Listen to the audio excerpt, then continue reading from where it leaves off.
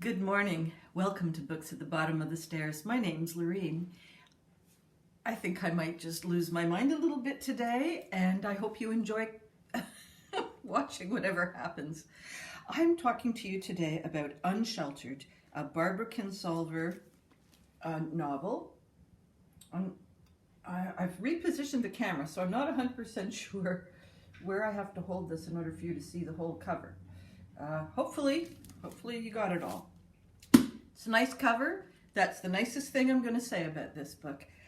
I am in a very small minority of people who do not enjoy Barbara Kingsolver's writings. I would say so she's written a ton of books, and because, when I was younger, I would just go around and read whatever everybody else was reading without too much discernment. I have tried her other books, and I think I sort of lost patience around the Poisonwood Bible, and finally kind of stood up for myself and haven't read anything. Well, no, that's not true. I read the one Animal Vegetable Miracle, A Year of Food Life, and I think that was also where I mostly lost my mind with frustration. And this one, now I think I gave it a fair go. I did stop reading it, so you are correct if you say to me you need to read the whole book in order to fully understand what she's doing. And I will say I'm so glad that you had the stamina and the conviction, but I don't. I simply had to leave this around somewhere between page 230 and 260. I finally just said no. I continue to just really unenjoy Barbara Kingsolver. Why? Well, she has got an excellent journalistic approach to her writing. She has excellent research. I feel that the research is, for the most part, topographical. I don't feel that she goes very deeply into things. I feel that she often is hanging on the kite strings of other people's research. I don't know how much of it is firsthand, so slap me if I'm wrong, but I just don't feel that the research is really part of the writing experience. I feel it's part of her desire to get a message out. And Barbara Kingsolver, to me, is one of those authors that you read in order to be improved. Well, I would rather read a really good magazine article that from a good journal or a book of nonfiction than be improved through my fiction. And I don't mind being improved through my fiction, but I don't like being told, if that makes sense. So what I find about her writing is that the characters that she creates are completely unemotional. They are mostly just megaphones for whatever position it is that she's trying to explore. Poisonwood Bible, it's been so long ago now, it's like over 25 years since I read it, and I certainly was irritated by the father, the main sort of evil entity. But I don't know how much that had to do with her writing or the fact that my dad was like basically that character. So definitely there was an emotional connection there. But as far as the women and the surrounding people in the community of the Poisonwood Bible, I didn't have any connection at all. And in this book, we've got two different families at two different timelines. And the modern one is living in the house that the earlier one, about 100 years or so earlier, was living in the same house. At that time, the house was built poorly. There was a very good base house that was then added to, and all the methods that they used for putting in the addition were structurally unsound. But the people who spent their money, spent their reputations listening to the advice of these charlatans, would not see the path to clarity or reality. And so that's kind of the center point of the book is this house and its poor construction, and the fact that in order to reclaim this house, it's way beyond the means of both families.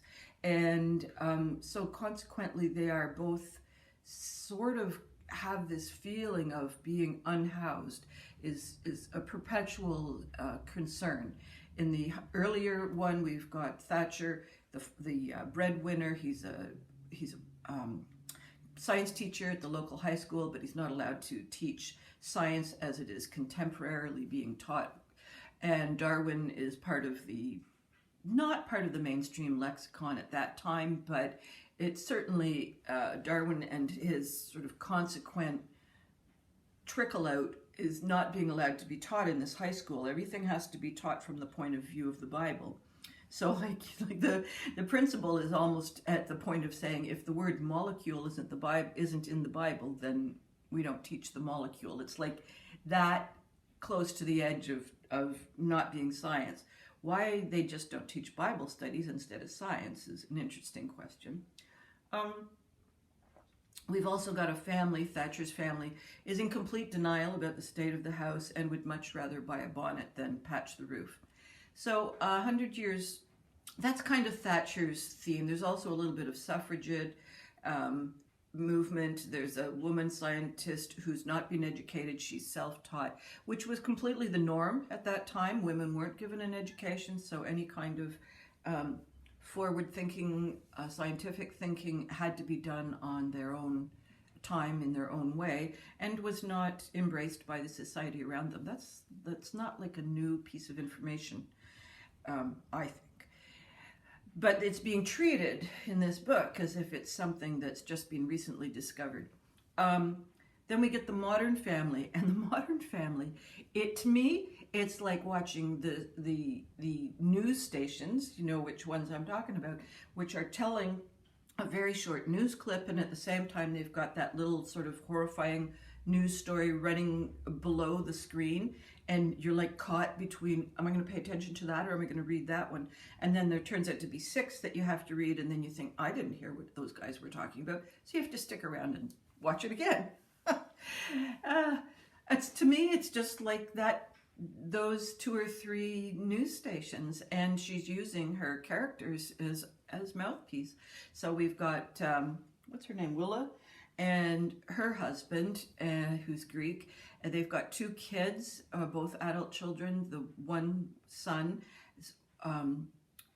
female partner, has committed suicide just after a baby has been born. So he's a grieving young father, and they have a daughter who's just close to 30, who's pretty much in rebellion, certainly sees the injustices around her world, but is of that generation where I see it, but I don't know what I'm going to be able to do about it. And, just doing the best that she can in her little framework. Mom, who's an ex-journalist because the magazine she was working for is closed down. Dad, who was a professor who just never got tenure, which is a whole other story in the United States. I mean, there are people who have teaching careers that are 30 years long, and they're still not getting tenure. It's just, it's thievery. But anyways, you're talking to a family with a professor in it who got tenure young in his career because that makes sense. Anyhow, so there's all these things that are happening. There's a father-in-law who's dying of diabetes, who didn't sign up for Obamacare. And so he's basically dying in his wheelchair. But as the issues that she's brought forward in terms of Obamacare, diabetes, wheelchairs, transportation, all the things that this poor man is going through, she doesn't resolve any of it. He ends up with a stroke in the hospital. That's kind of where I left it, is because I thought, if she's not going to resolve these things, if she's not going to have some kind of hope or some kind of community resolution, or just even within the family coming to terms with that this is an elder who is going to be dying at home. Like, there needed to be some kind of picture at the end of all this information. But Grandpa's off in the hospitals where it doesn't really matter, and excuse me, grieving Dad is back in New York trying to figure out a hedge fund so that he can pay his student loans. I just don't believe her characters. They're just a vehicle for her to not even pronounce, just expose problem after problem after problem. And there's only 200 pages left, and I don't think she's going to be able to solve the issues that happened at Wall Street, which her daughter was at. Not Wall Street. What was that called? When they all went down and... Oh my goodness, I should know the word of that. Everybody went down to Wall Street and protested and encamped and everything, and her daughter was there. But, they were moved out. She's not going to be able to solve that. She's not even really going to be able to discourse on it properly because it's so recent that we don't really have history to give us some kind of perspective on it all. We're in the midst of some of this stuff. There's a presidential candidate who is not stated to be Trump, but might as well be because it's practically verbatim quotes. So it's written I don't know when it's written, if it's written pre-Trump, but the characters are pre-Trump president. And, we still have Trump stuff going on. How is she going to possibly bring us as a reader to any kind of resolution? So what I objected to in this book in particular was that I tend not to watch those types of news stations because it's just one long stream of bad stuff and none of it's going to get resolved. Some of it doesn't even get remembered, just gets dropped right off if there isn't a good story attached to it. So I just felt that I was watching a news station with, instead of different anchor people, an anchor family. This is part of my problem with Barbara Kingsolver. I just don't think she has characters. I'm not even convinced she has settings. Yes, she has this house, but we get a sense of the neighborhood that it's in, but barely. We get a sense of the two trees that are outside, which seems, she's referred to them a couple of times, but I'm not sure why. There's not, they don't seem to be any different than other trees. So I don't have a strong connection to setting. There is certainly, as far as I can see, there is no building plot line. We don't have... it's there's a lot of inertia, so I don't think that we're going to be coming to some kind of a crisis. And I'm just not interested enough to figure out what it's going to be. I'm not interested to stick on this non-roller coaster and see how it comes into the landing. I just think it's going to drift away. I don't know. There's too many other good books out there. I think Barbara Kingsolver would be a great journalist. But I don't think she's a good fiction writer. So that's me. I'm in the minority. I know I could get slapped all over the place for it.